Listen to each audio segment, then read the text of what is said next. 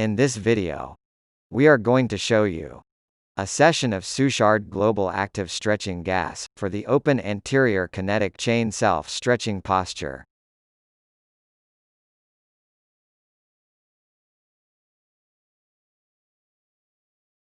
These self-postures do not require a focus on the positions of the arms that remain in a neutral position, long by sides.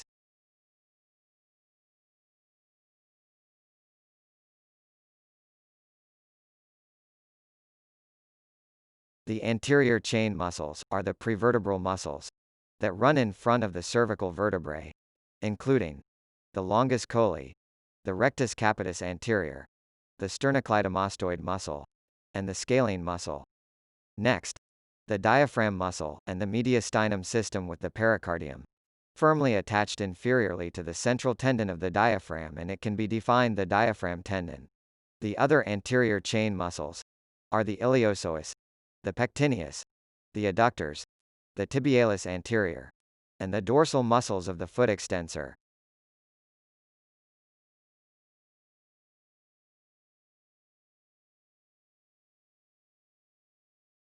Lying supine on the floor, comfortably, with the pelvis and the spine in a neutral position.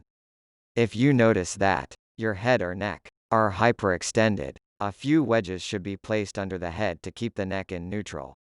Neutral alignment at the hip should not be achieved by forcibly arching the back, but rather by allowing the weight at the sacrum to rest on the mat. Knees flexed, hip distance apart, and feet firm on the mat. Arms long by sides.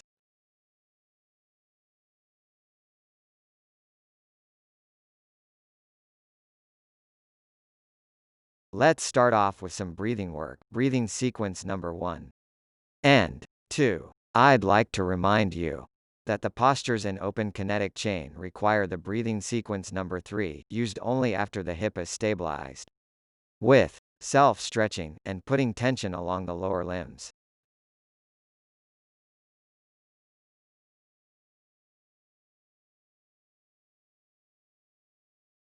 We begin with the breathing sequence number 1. Place your hand over the sternum and be sure that the hand is parallel to the clavicles. Begin by breathing with pursed lips effortlessly, and while the hand is supporting the exhalation, lowering the chest down. After exhalating, hold your breath for a count of 3. 1, 2, 3, and then inhale without any effort. Repeat again by breathing with pursed lips, and after an exhalation, hold your breath for a count of 3. 1, 2, 3.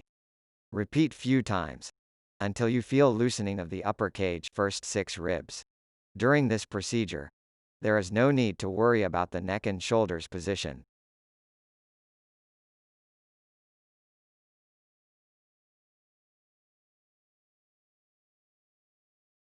After the breathing sequence number 1, we perform the breathing sequence number 2. For this sequence, place your other hand over the lower chest at the xiphoid process and parallel to the first hand.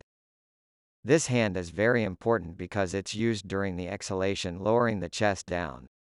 Also, in this phase, at the end of an exhalation, we have to hold the breath for a count of 3. To recap, breathing sequence number 1, followed by breathing sequence number 2, then hold your breath for 3 seconds. 1, 2, 3, and inhale forceless.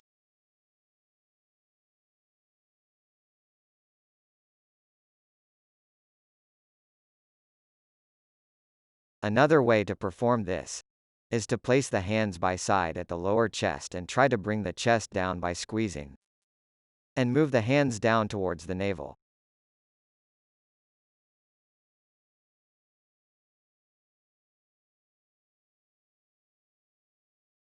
During this breathing, we should consider our chest as a bellows that, during exhalation, close themselves, tractioning all the extremities towards generating tensions, while, during the inhalation, the bellows open and periphery release these tensions.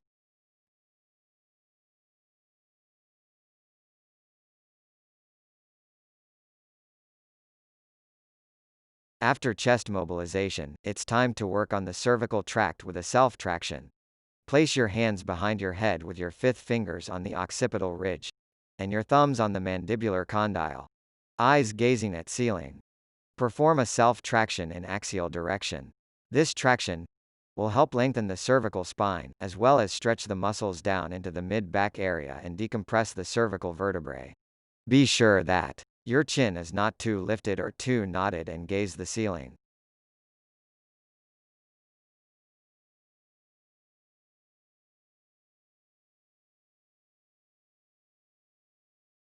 Keep the traction for few seconds, without loosening contact between your head and the floor, while always gazing at the ceiling, without nodding or lifting the chin up.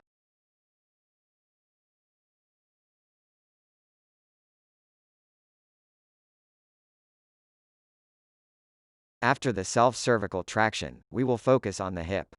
Hold your hands at the hip by placing them on the iliac crest, and perform gentle caudal traction, combining the action of the abdominals and the hands. This traction has an effect on the hip and the last lumbar vertebrae, as if they are unlocked. At the end, we should feel that our lumbar region is well in contact with the floor.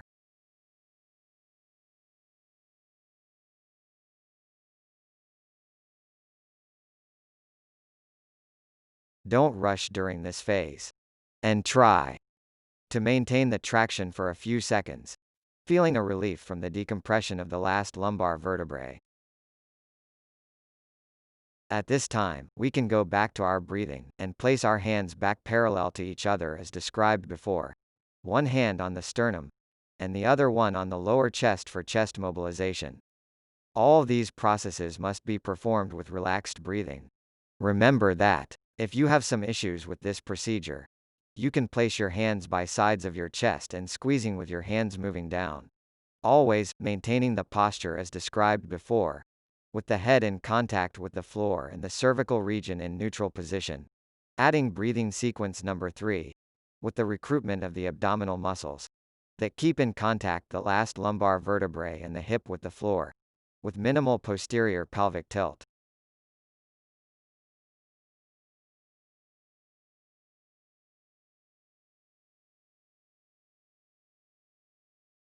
If you have issues to abduct your thighs while extending your legs, you can perform self-stretching by placing your hands onto the inner thighs and, at the end of breathing sequence number 1, 2, and 3, hold your breath and contract the muscles without moving as you are performing an isometric contraction, such as pushing gently against your hands, without actually moving. Hold this isometric contraction for 3 long seconds. 1, 2, 3. Repeat this sequence at least 3 times. Heave a sigh. 1, 2, 3, and at the end of the exhalation, hold your breath and isometrically contract of 3 long seconds. 1, 2, 3. After this sequence, check if you can abduct your tights more easily, without losing the hip position with the lumbar region on the floor.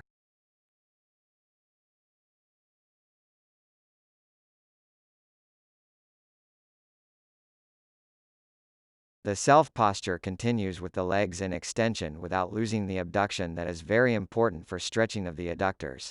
These muscles are part of the anterior chain and can move the hip in anterior tilt, and the lumbar will remain contactless with the floor.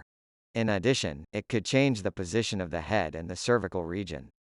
It's very important to proceed slowly, without forcing our body from one step to another. Always breathing with breathing sequence number 1, 2, and 3. This routine has to be repeated at least 3 times before you can notice an improvement. The objective of this self-stretching is to achieve the most abduction for the inferior limbs.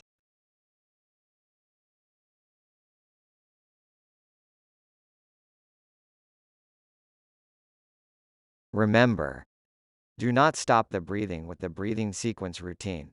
The head must be on the floor all the times. Don't arch the lumbar region. Don't lift your toes. And don't let your thighs adduct.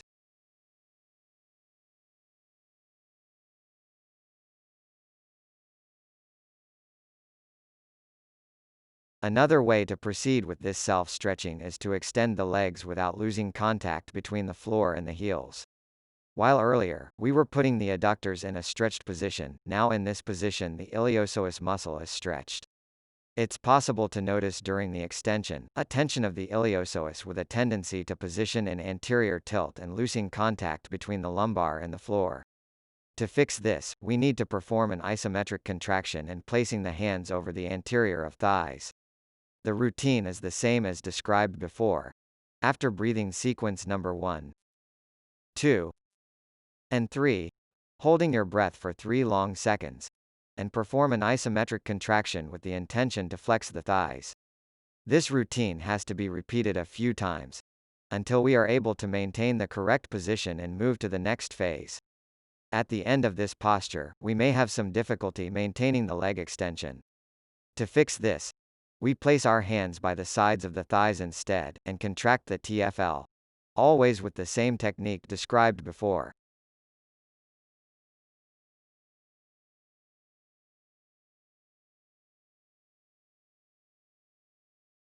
Please note that during this self-stretching we don't want to feel pain, because it might cause some issues in maintaining the cervical and the lumbar region, in the position described before.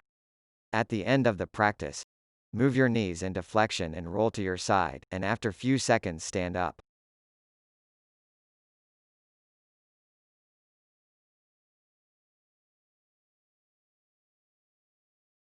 During the performance of this self-posture, we can move our arms into adduction, palms up, long by our sides, or into full abduction, palms up. Also, in this scenario, we need to perform the breathing in a correct way, keeping contact between the lumbar with the floor, without extending the cervical region and the hip on the floor.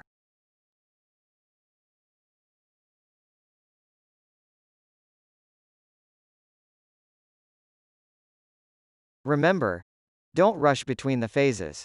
Take your time. The progress is slow. When you breathe, try to do it naturally and deeply. The proprioception and contact of the limbs and the spine on the floor is very important. Don't proceed with the posture if you feel pain. If the pain remains, contact your physical therapist.